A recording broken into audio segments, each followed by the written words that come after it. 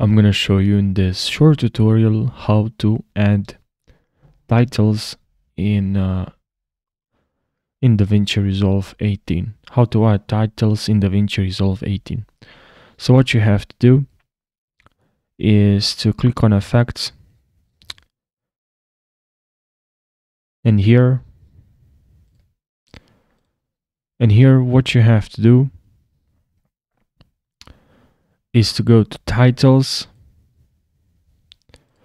and here in Titles we have Text and Text Plus.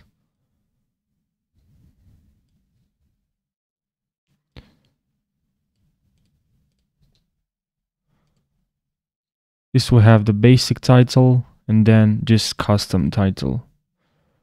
Now in Inspector,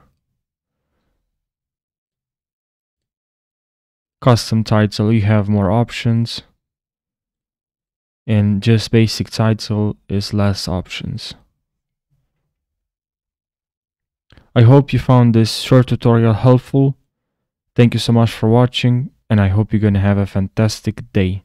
Take care.